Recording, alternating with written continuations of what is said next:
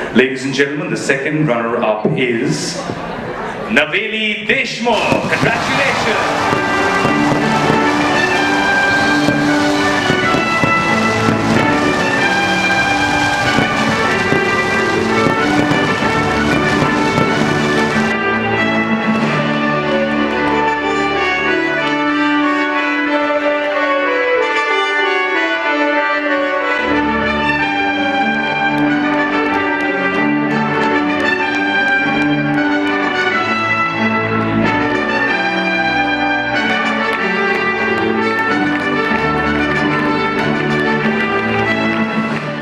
नमस्कार, MCN स्टुडिओमध्ये मी योगिता तुमचं खूप स्वागत करते.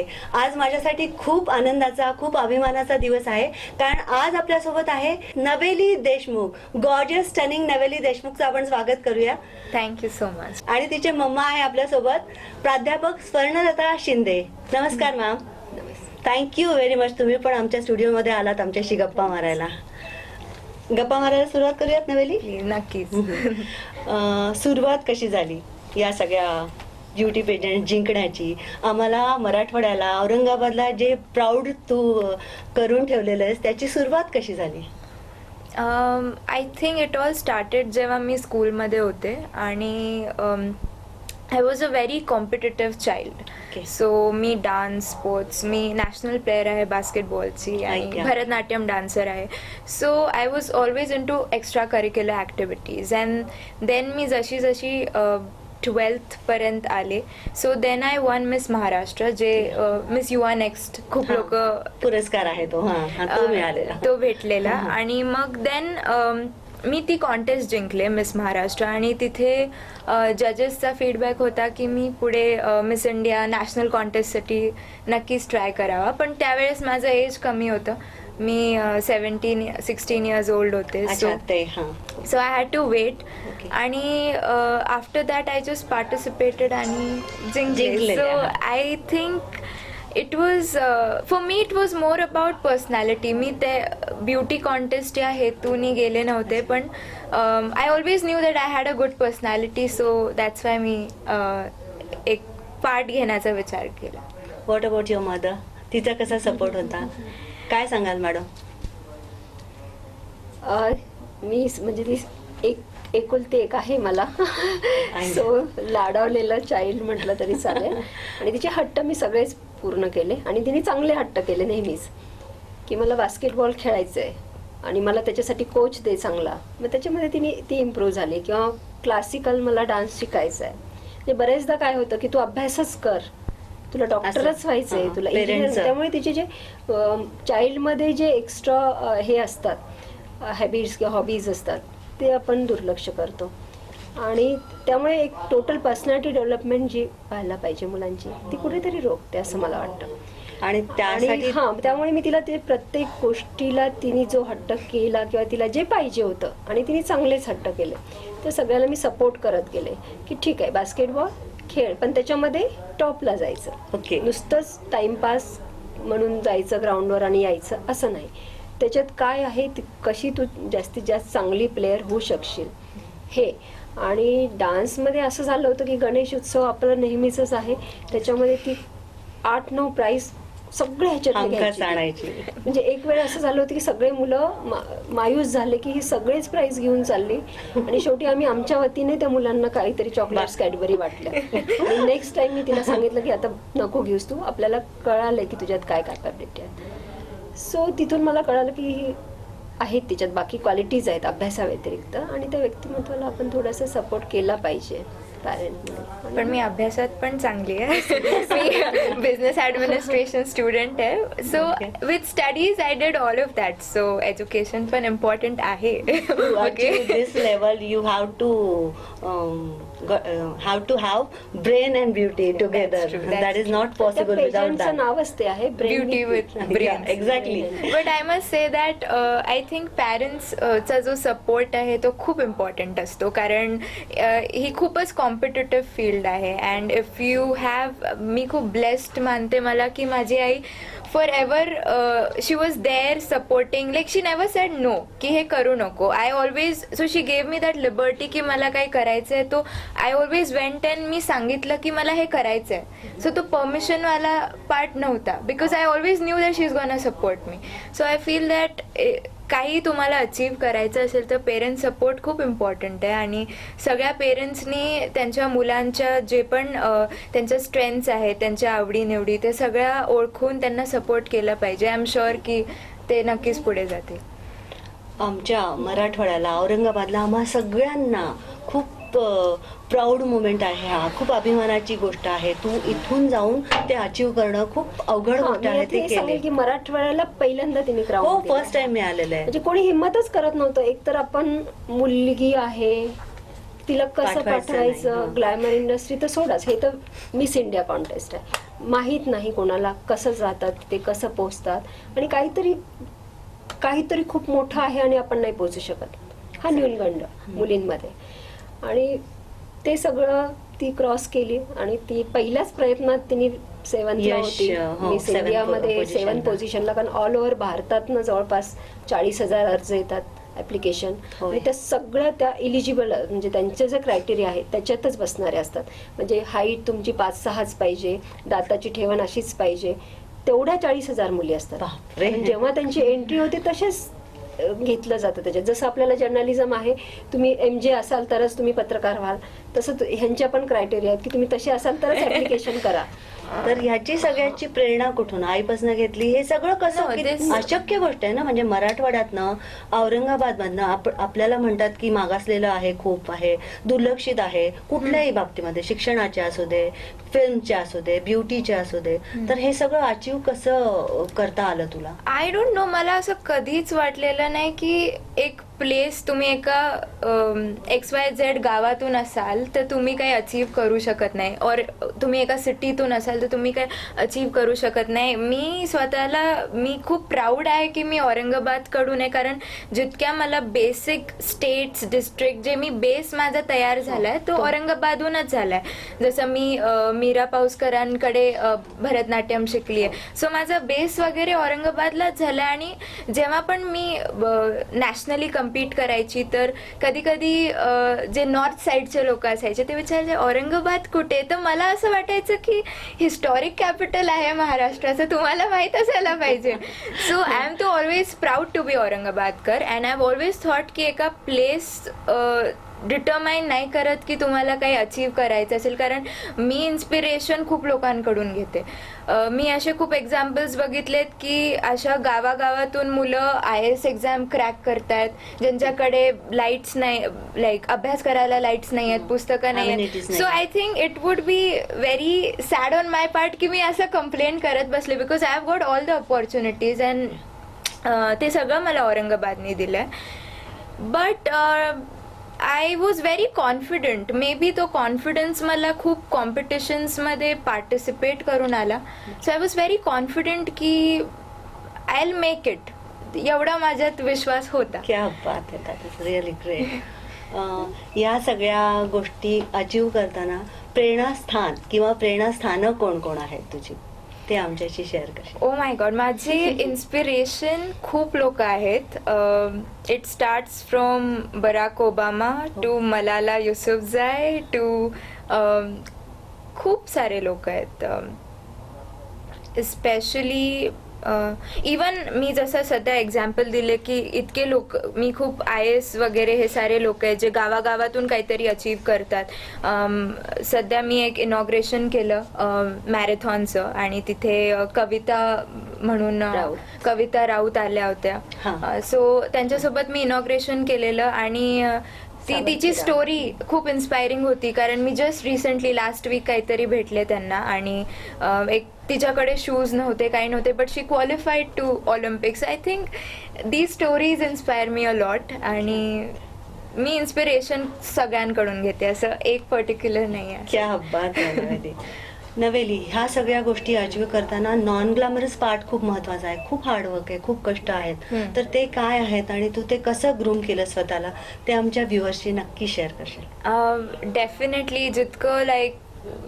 जितक्या सगळ्या ब्युटिफुल दिसतात ब्युटी क्वीन्स, आय थिंक काही आय बिलीव्ह दॅट काही पण अचीव करण्यासाठी खूप हार्डवर्क, खूप डिसिप्लिन, खूप ग्रिट, या सगळ्या गोष्टी खूप इम्पॉर्टंट आहेत. कारण स्पेशली ही फील्ड इतकी कॉम्पिटिटिव्ह आहे, सो तुम्हाला तुमचा बेस्ट फूट फॉरवर्ड ठेवावा लागतो. So you have to put lot of hard work. तुमच्या स्ट्रेंथ्स आणि विकनेसेस काय आहेत त्याच्यावर तुम्हाला खूप बसून विचार करावा लागतो, आणि काही विकनेसेस असेल तर त्याच्यावरती वर्क ऑन करावं लागतं. सो मी माझा स्वतःचा टाईम खूप इन्व्हेस्ट केला आहे या ह्याच्यामध्ये, आणि मी सर्टनली म्हणू शकते की not just for this contest, पण इवन इन लाईफ मी एक बेटर पर्सन झाली आहे. So yeah, all thanks to the contest, all thanks to miss India.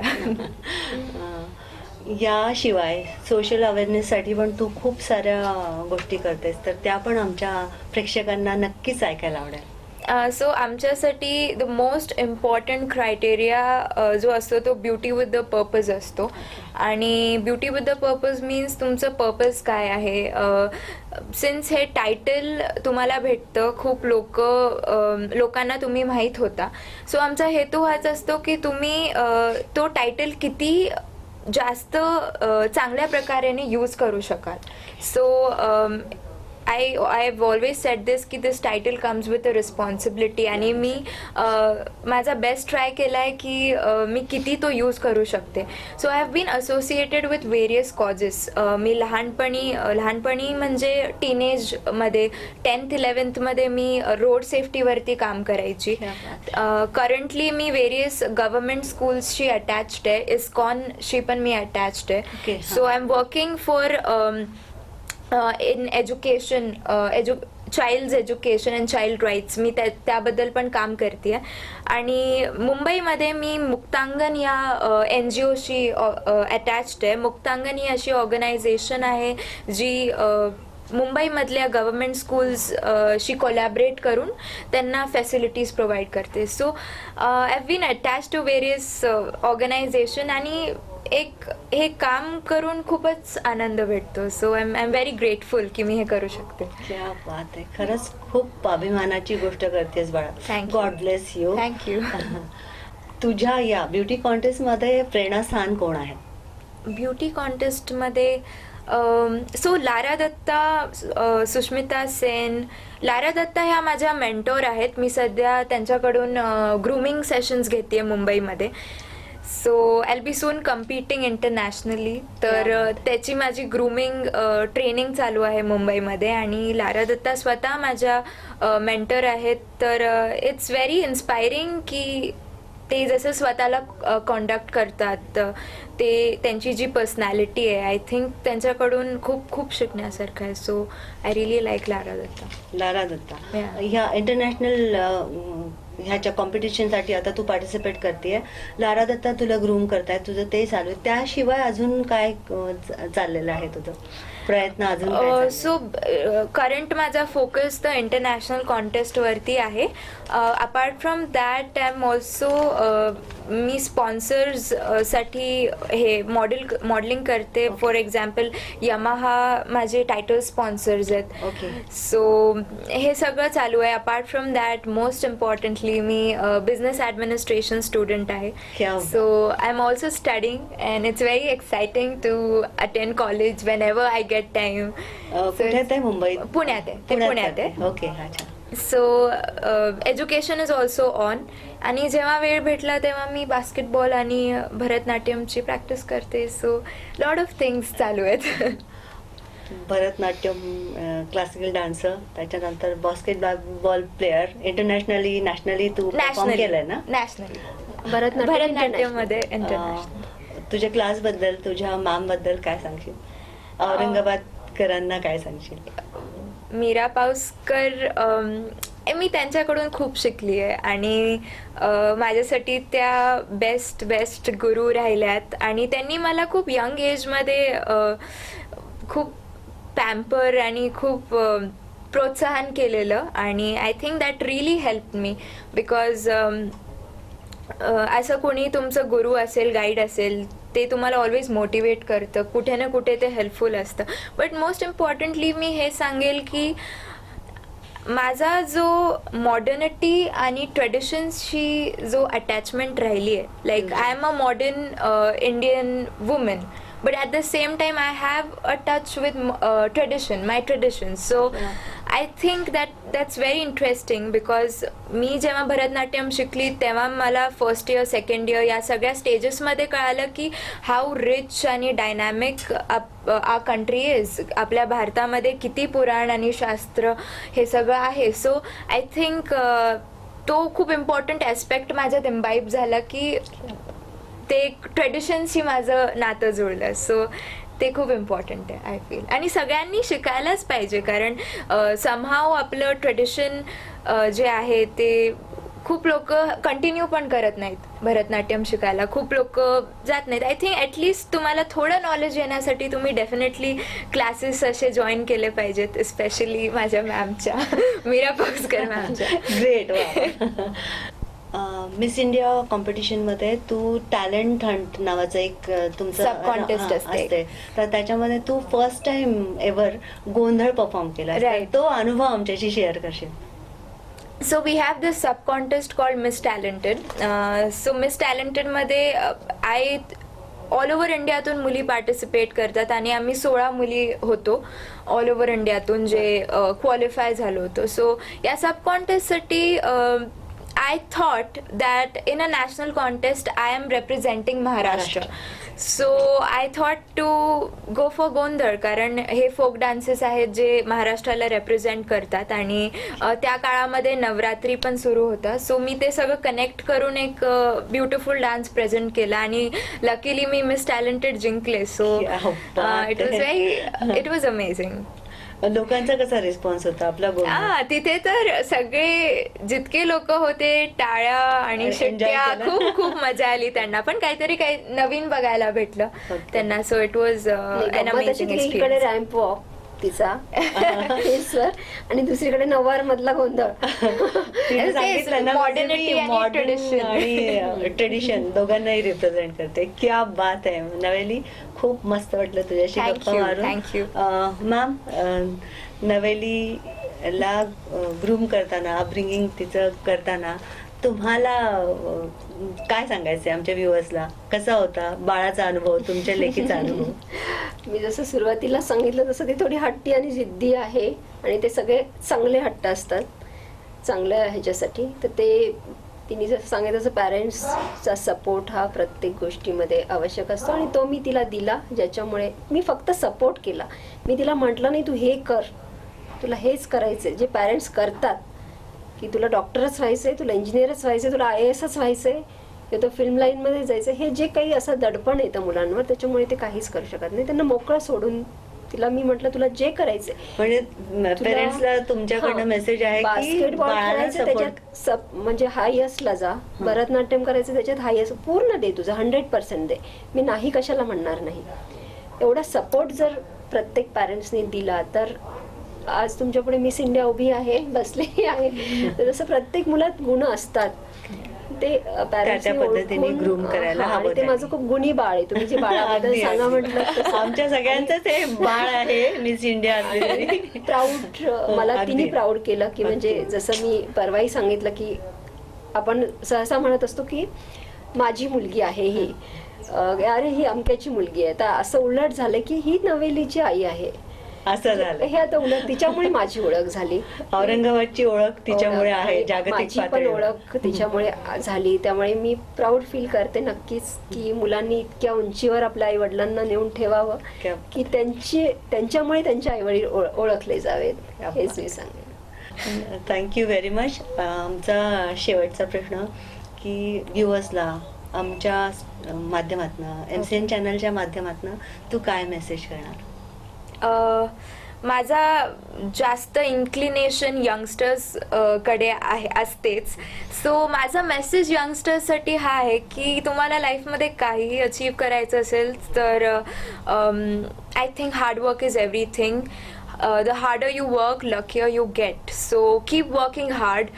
तुम्हाला लाईफमध्ये जे पण करायचं असेल ते तुम्ही एक क्लिअर पर्स्पेक्टिव्ह ठेवा आणि त्याच्या मागे तुमचा 100% द्या. अँड आय एम शुअर की तुम्ही ते लाईफमध्ये अचीव करू शकाल. And if youngsters are strong and if youngsters are enable to do things तर automatically India will be strong. So keep working hard. All the very best. तुझ्या फ्युचरच्या सगळ्या पेजंटसाठी all the very best. Thank you. Thank you very much.